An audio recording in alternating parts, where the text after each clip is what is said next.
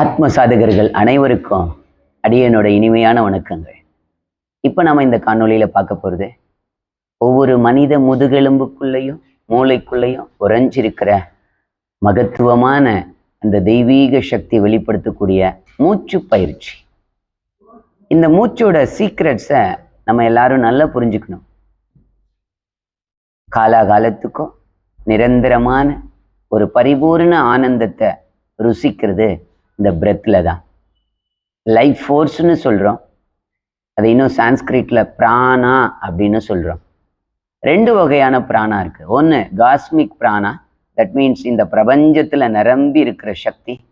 இன்னொன்று நம்ம எல்லாரோட முதுகெலும்புக்குள்ளே உறைஞ்சிருக்கிற இன்னர் பிராணா, இண்டிவிஜுவல் சக்தி.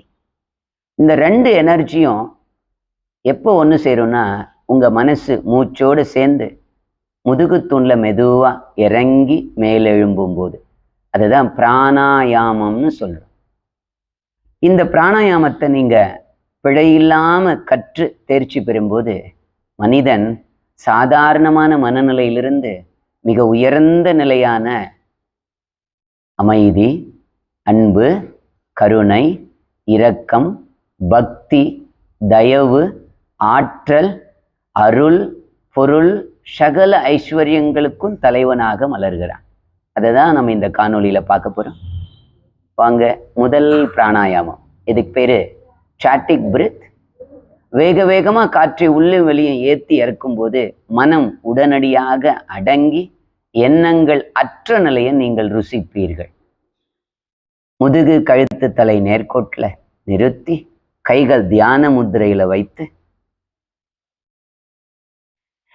வேக வேகமாக நாசி துளைக்குள் மூச்சு உள்ளும் வெளியும் செல்லட்டும்.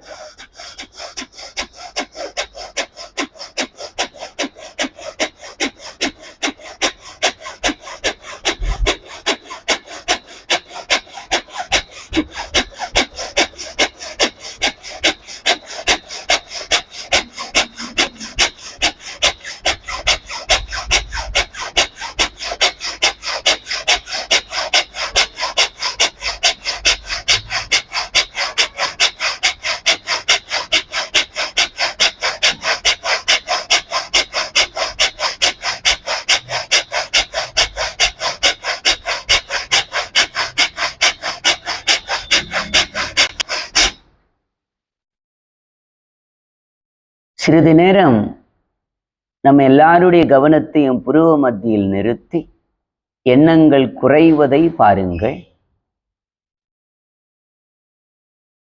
எம்மாதிரியான எண்ணங்கள் வந்தாலும் ஒரு பார்வையாளராகவே உற்று பாருங்கள். எல்லா எண்ணங்களும் உங்க பார்வையிலிருந்து பொங்குகிற சக்தி மூலமா மெதுவாக அடங்கும். No reaction, no response. Just watching, watching, watching.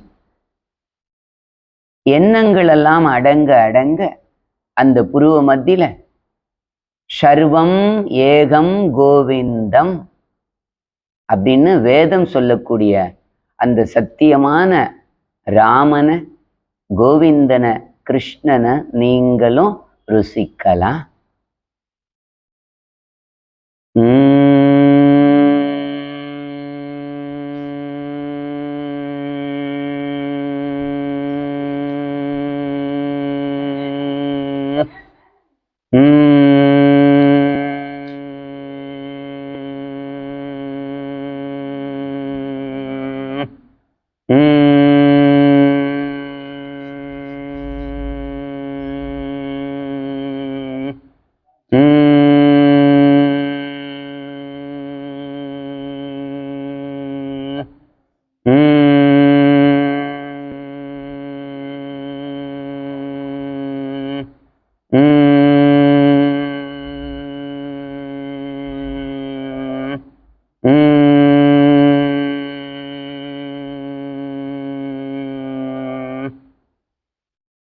இப்படி மூச்சும் பேச்சும் கொஞ்சம் கொஞ்சமா அப்படியே அடங்கி நீங்களும் அமைதியில் மூழ்குவீர்கள். அந்த அமைதிக்கு பேர் தான் Srirama. manifesting Rama consciousness in all of our life. ஆனந்தமா இருக்கேன்.